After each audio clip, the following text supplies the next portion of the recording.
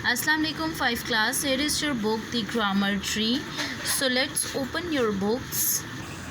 Chapter number 3, transitive and intransitive verbs. Transitive and intransitive verbs. Students, in our previous lectures we have discussed about transitive and intransitive verbs and solved their exercises. Today we are going to start direct and indirect objects from page number 14. जी, direct and indirect objects.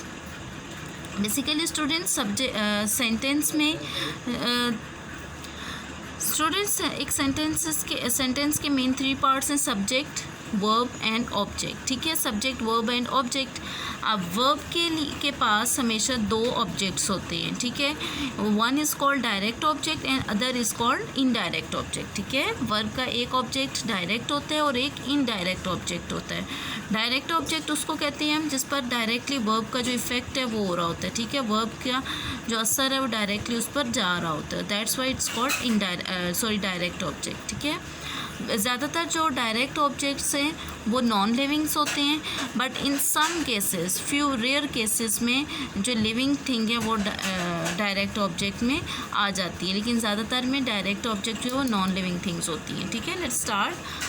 Some transitive verbs can take 2 objects, a direct object and an indirect object. यानी ऐसे verbs जो transitive होते हैं उनमें या तो एक ऑब्जेक्ट होता है या 2 ऑब्जेक्ट्स होते हैं. अगर 2 होंगे तो उनमें एक डायरेक्ट होगा और एक इनडायरेक्ट होगा. The students gave their teachers some flowers. Kitty wrote Rima a letter. A library lends people books.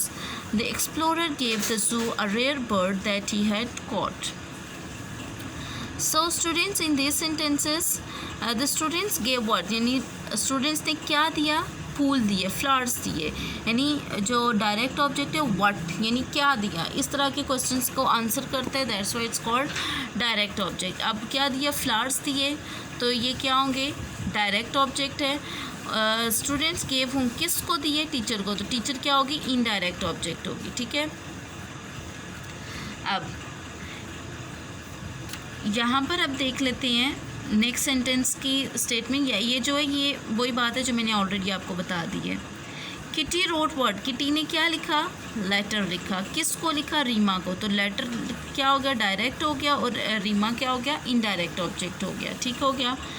Next, library lands what, यानी जो लाइब्रेरी है वो क्या चीज़ें देती है? ठीक है, बुक्स. किसको देती है? पीपल, लोगों को. तो बुक्स डायरेक्ट हो गया और पीपल इनडायरेक्ट आ गया. Note again, the direct object is the thing lent books and the indirect object is people, the persons to whom they are lent. The direct object is usually a non-living thing. The indirect object is usually a person, animal or living thing. However, there can be exceptions. जी, वही बात है जो मैंने आपको बताई कि वैसे तो ज़्यादातर डायरेक्ट ऑब्जेक्ट जो है वो नॉन लिविंग थिंग्स होते हैं, लेकिन in some cases living things should be direct object. यहाँ पर इस सेंटेंस में देखते हैं, the explorer give the zoo a rare bird that he had caught. अब इस सेंटेंस में बर्ड जो है वो डायरेक्ट ऑब्जेक्ट है, बट ये तो लिविंग हो गया, और जू इनडायरेक्ट है, ये तो नॉन लिविंग था.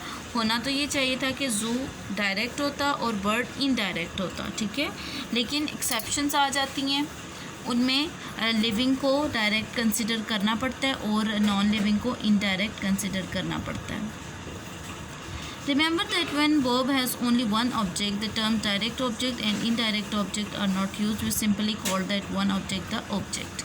जी, आप ज़रूरी नहीं कि हर वर्ब के 2 ही ऑब्जेक्ट हों. समटाइम एक ऑब्जेक्ट भी मौजूद होता है, फिर हम उस एक ऑब्जेक्ट जब मौजूद होते हैं फिर उसमें डायरेक्ट और इनडायरेक्ट नहीं करते, फिर हम उसको सिर्फ ऑब्जेक्ट के तौर पर उसको बोलते हैं. ठीक है, हम उसको ऑब्जेक्ट कहते हैं. डायरेक्ट और इनडायरेक्ट हम तब कहते हैं जब वर्ब के 2 ऑब्जेक्ट्स मौजूद होते हैं. ओके स्टूडेंट्स, ये था आपका आज का lecture direct and indirect objects के रिलेटेड. ये आपने इसको बार बार रीड आउट कर लेना, और जो प्रीवियस लेक्चर हैं अबाउट ट्रांसिटिव एंड इनट्रांसिटिव वो भी आप अच्छे तरीके से लर्न कर लेंगे. नेक्स्ट लेक्चर में हम डायरेक्ट एंड इनडायरेक्ट ऑब्जेक्ट्स की एक्सरसाइज नंबर B को हम सॉल्व करेंगे. Okay students, take care and अल्लाह हाफ़िज़.